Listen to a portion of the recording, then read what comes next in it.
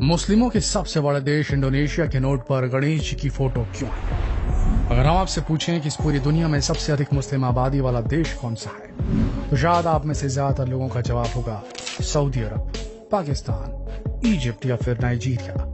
लेकिन दोस्तों, ये सारे जवाब गलत हैं। इस वक्त दुनिया में सबसे ज्यादा मुस्लिम पॉपुलेशन वाला देश है इंडोनेशिया। वही इंडोनेशिया जहाँ की रामलीला दुनिया भर में सबसे अधिक निराली होती है। वही इंडोनेशिया जहाँ के लोगों का धर्म तो इस्लाम है, लेकिन संस्कृति रामायण है। अब सवाल उठता है, जिस देश के करीब 90% आबादी इस्लाम को फॉलो करती है, वहाँ रामलीला का मंचन क्यों होता है? जहाँ दुनिया भर में सबसे ज्यादा मुसलमान बसते हैं, उस देश की करेंसी पर भगवान गणेश की फोटो क्यों छपी दिखती है? इन सारे सवालों का जवाब जानने के लिए बने रहिए इस वीडियो के अंत तक। दोस्तों, इंडोनेशिया की कुल आबादी करीब 28 करोड़ है, जिनमें से करीब 90% लोग इस्लाम को मानते हैं। यानी ये दुनिया का सबसे ज्यादा मुस्लिम आबादी वाला देश है।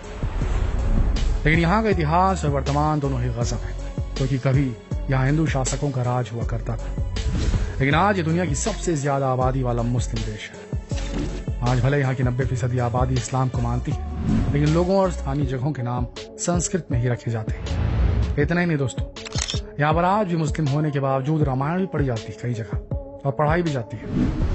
इंडोनेशिया में लोग आज भी अपने पूर्वजों की पूजा अर्चना अपने पुराने तौर तरीकों से ही करते हैं। आपको बता दें कि यह देश करीब 18,000 छोटे बड़े द्वीपों से मिलकर बना है। भारत से इसके संबंधों की बात करें तो ये सदियों पुराने रहे हैं। ईसा पूर्व 4वीं शताब्दी से ही इंडोनेशिया काफी अहम व्यापारिक क्षेत्र रहा है। मुनि सभ्यता यहाँ की सबसे पुरानी सभ्यता रही है। 4वीं शताब्दी ईसा पूर्व तक ये सभ्यता काफी फलती फूलती रही। ये हिंदू धर्म मानते थे और ऋषि परंपरा का पालन भी करते थे। यहाँ पर राज करने वाले श्री विजय के शासन के दौरान इनका चीन और भारत के साथ अच्छे व्यापारिक संबंध थे। स्थानीय शासकों ने धीरे धीरे भारतीय संस्कृति, धार्मिक और राजनीतिक तौर तरीकों को अपनाया और गुजरते वक्त के साथ यहाँ हिंदू और बौद्ध राज्यों का शासन हुआ। दरअसल इंडोनेशिया का इतिहास विदेशियों से प्रभावित रहा है, जो इस इलाके में मौजूद प्राकृतिक संसाधनों की वजह से यहाँ खींचे चले आए। इस देश में इस्लाम भी भारत से ही पहुंचा था। आज भी इंडोनेशिया और भारत सांस्कृतिक रूप से खुद को एक दूसरे के बेहद करीब पाते हैं। इंडोनेशिया दुनिया की सबसे बड़ी मुस्लिम आबादी वाला देश और यहाँ हिंदुओं की आबादी 2% से भी कम है। फिर भी यहाँ की हर चीज पर हिंदू संस्कृति की छाप देखने को मिलती है।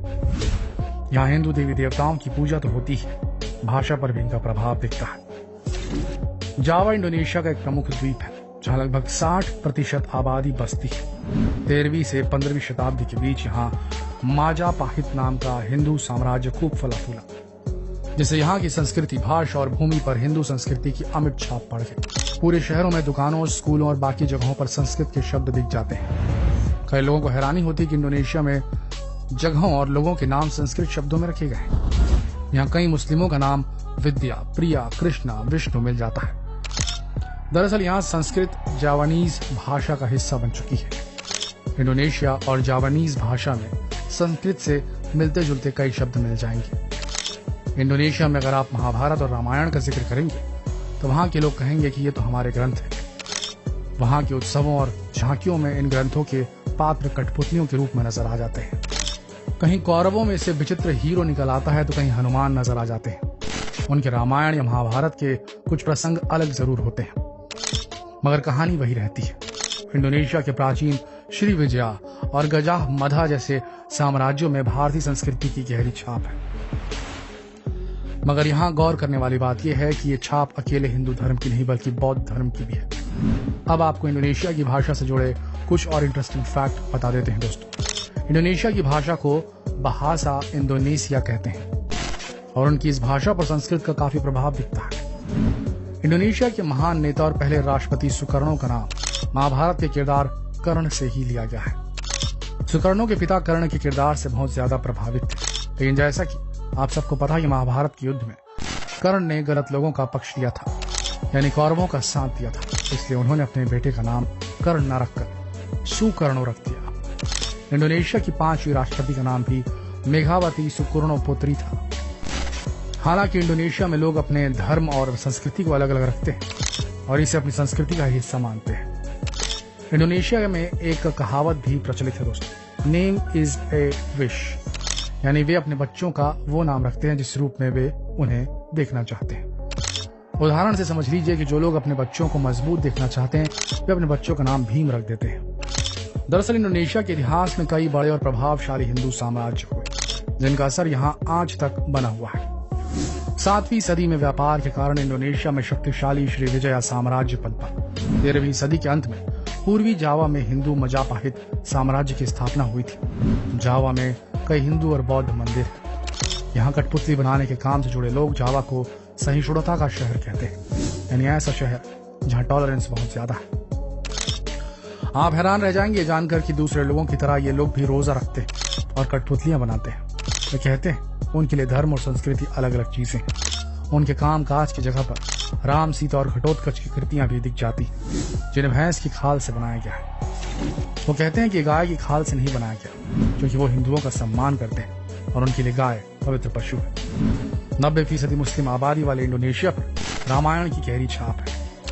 हिंदी के प्रसिद्ध विद्वान फादर कामिल बुल्के ने 1982 में अपने एक लेख में लिखा था, 35 वर्ष पहले मेरे एक मित्र ने जावा के किसी गांव में एक मुस्लिम शिक्षक को रामायण पढ़ते देखकर पूछा कि आप रामायण क्यों पढ़ते हैं? उत्तर मिला, मैं और अच्छा मनुष्य बनने के लिए रामायण पढ़ता हूँ। दरअसल राम कथा इंडोनेशिया की सांस्कृतिक विरासत का भिन्न हिस्सा है। बहुत से लोग जिन्हें ये देखकर हैरानी होती है, लेकिन सच यही है कि दुनिया में सबसे ज्यादा मुस्लिम आबादी वाला यह देश रामायण के साथ जुड़ी अपनी सांस्कृतिक पहचान के साथ बहुत ही सहज है। यहाँ धर्म बस इंसान की कई पहचानों में से एक पहचान है। रामायण को यहाँ रामायण का क्वीन यानी कि काव्य कहा जाता है और रामायण के चरित्रों का इस्तेमाल यहाँ के स्कूलों में शिक्षा देने के लिए भी किया जाता है। इस बारे में एक दिलचस्प किस्सा भी सुनने को मिलता है। बताया जाता है कि इंडोनेशिया के पहले राष्ट्रपति सुकर्णो के समय में पाकिस्तान का एक प्रतिनिधि मंडल इंडोनेशिया की यात्रा पर था। उसी दौरान उन्हें वहां पर रामलीला देखने का मौका मिला। प्रतिनिधि मंडल में शामिल लोग इससे हैरान थे कि इस्लामी गणतंत्र में रामलीला का मंचन क्यों होता है। ये सवाल उन्होंने सुकर्णो से भी किया। उन्हें फौरन जवाब मिला कि इस्लाम हमारा धर्म है और रामायण हमारी संस्कृति। अब आपको इंडोनेशिया के नोट पर छपी गणेश जी की फोटो के बारे में भी बता देते हैं। दरअसल यहाँ की करेंसी को रुपया कहते हैं और यहाँ 20,000 के नोट पर भगवान गणेश की फोटो लगी है। भगवान गणेश को इंडोनेशिया में शिक्षा, कला और ज्ञान का देवता माना जाता है। कहते हैं कुछ साल पहले इंडोनेशिया की अर्थव्यवस्था लड़खड़ा गई थी।